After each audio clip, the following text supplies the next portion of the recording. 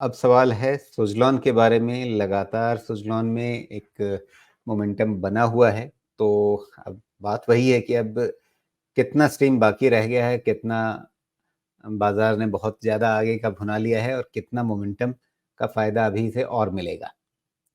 1 साल के नज़रिए से आशीष समझना चाहते हैं, तो 1 साल में क्या होगा इसमें? नहीं, 1 साल में कुछ नहीं होगा। इसमें जैसे अभी आपको पिछला वाला कंपनी में मैंने बताया, इसमें अगर आप 1 साल पहले मुझे पूछते थे, तो मेरा व्यू आपको पता है क्या था। लेकिन जब परफ़ॉर्मेंस शुरू हुई कंपनी की, तो उसके बाद मैंने व्यू चेंज करके भी आप लोगों को बता दिया कि अब ये ठीक है। और दूसरी चीज़ क्या है कि अम, जो मैनेजमेंट है ये जिस तरह से मैंने सुना है इनको, ये तो कह रहे हैं जो एनालिस्ट के प्रोजेक्शन हैं, हम उससे बहुत ज़्यादा आगे जाएँगे। तो मेबी मार्केट वो फैक्टर करने की कोशिश कर रहा है। दूसरी चीज़ जो रतन इंडिया के लिए नेगेटिव अभी मैंने बताया, वही चीज़ आप उसको पॉज़िटिव हो जाएगी, परफ़ॉर्मेंस से भी देखेंगे, तो इसका रिज़ल्ट पॉज़िटिव टर्न हो गया है और जब भी अच्छा वक़्त आता है, अच्छा समय आता है, तो वो समय टिकता है, अच्छा वाला भी टिकता है।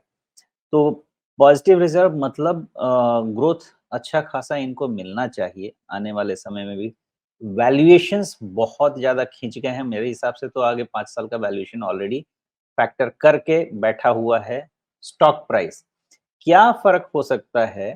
फ़र्क ये हो सकता है कि अगर सही में इसके परफ़ॉर्मेंस में एनालिस्ट एस्टीमेट को बीट कर दिया, तो मेबी ये जो बहुत ज़्यादा एक्सपेंसिव वैल्यूएशन दिख रहा है, ये नॉर्मलाइज़ हो जाए। लेकिन एक रफ़ एस्टीमेट तो मुझे यही कहता है कि वैल्यूएशन बहुत ज़्यादा स्ट्रेच हो गए हैं और इतने राइज़ में थोड़ा तो इंतज़ार कर लेना चाहिए। लेकिन इस लेवल पे इसको ट्रेडिंग कैंडिडेट रखना चाहिए और ट्रेडिंग कैंडिडेट कैसे रखना चाहिए? क्लोज़ है इसका 49 का आपका एक सपोर्ट है जो मोमेंटम सपोर्ट है वो 45 का है, जो स्ट्रक्चरल सपोर्ट आपको पड़ेगा वो 43 का होगा।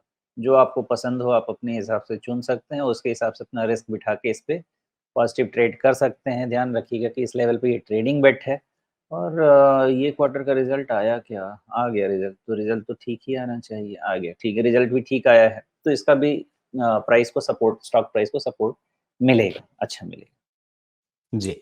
तो अगर इसके रिज़ल्ट को हम देखें तो क्वार्टर ऑन क्वार्टर देखें या वाई-ओ-वाई देखें, काफ़ी अच्छी बढ़त मुनाफ़े में दिख रही है, इसमें कोई संदेह नहीं है।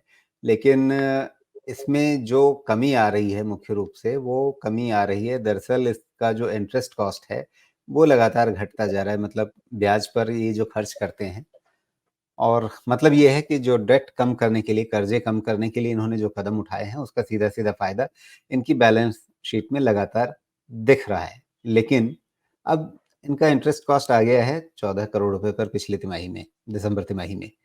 तो अब आगे इनको बढ़त के लिए या तो इन्हें अपनी सेल्स बढ़ानी पड़ेगी या अगर मुनाफ़ा ठीक करना है तो मार्जिन और बेहतर करना पड़ेगा।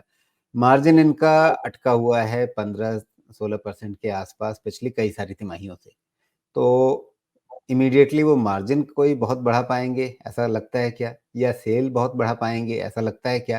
क्योंकि अब इंटरेस्ट कॉस्ट घटाने का जितना फ़ायदा ये अपनी बैलेंस शीट को दे सकते थे, वो तो दे चुके हैं लगभग। अब वहाँ पे अब बहुत ज़्यादा गुंजाइश बची नहीं है। हुँ, देखिए पहले मेथड समझिए। जब भी कोई कंपनी पहले लॉस से प्रॉफ़िट में आती है ना, तो सबसे पहले आपका काम होता है कि आप अपने आप को ऑपरेशनली एफ़िशिएंट करें। रेवेन्यू तो जनरेट होने लगा है, अब आप कर्ज़े से लदे हुए हैं। सबसे बड़ी प्रॉब्लम क्या है? सुज़लॉन की डेट ही तो प्रॉब्लम थी और इन्होंने तो डेट रिडक्शन शुरू कर दिया है। कैसे शुरू किया है? डेट रिड्यूस करने के लिए आपके पास पैसा आना चाहिए। कंपनी प्रॉफ़िट बना रही है, उसका इस्तेमाल हो रहा है डेट रिड्यूस करने में। एक बारी डेट रिड्यूस होके लोएस्ट या हो सकता है ज़ीरो लेवल पे भी आ जाए, जिस तरह का पैसा बन रहा है इसका। तो जस्ट इन केस एक बारी इनका डेट रिडक्शन का काम कंप्लीट हो जाता है, फिर आपको इनका मार्जिन परफॉर्मेंस और बेटर होता हुआ भी दिखेगा। मार्जिन परफॉर्मेंस 2 कारण से बेटर होता हुआ दिखेगा। एक धीरे-धीरे अब तो इनपुट कॉस्ट भी नॉर्मलाइज़ होंगे बिकॉज़ ईयरली इन्फ्लेशन जो है वो आपका रिलेटिव कॉन्सेप्ट है। एक साल हाई इन्फ्लेशन तो हाई बेस के कारण अगले साल वैसे भी लो इन्फ्लेशन दिखेगा। तो आपको वहाँ पे इनपुट कॉस्ट कम हो जाएगा एंड इनपुट कॉस्ट कम हो जाएगा, सेल्स बढ़ेंगे। उस पे आपको ऑपरेशनल लेवल पे एफिशिएंसी दिखेगी, मार्जिन बढ़ता हुआ दिखेगा। तो मेरा ऐसा अंदाज़ा है कि ये मार्जिन जो अभी 15 से 16% हुआ है, हो सकता है 1-2 परसेंटेज पॉइंट का और बढ़त मिले यहाँ से 1 साल के आसपास में, तुरंत नहीं मिलता है, इसमें थोड़ा टाइम लगेगा।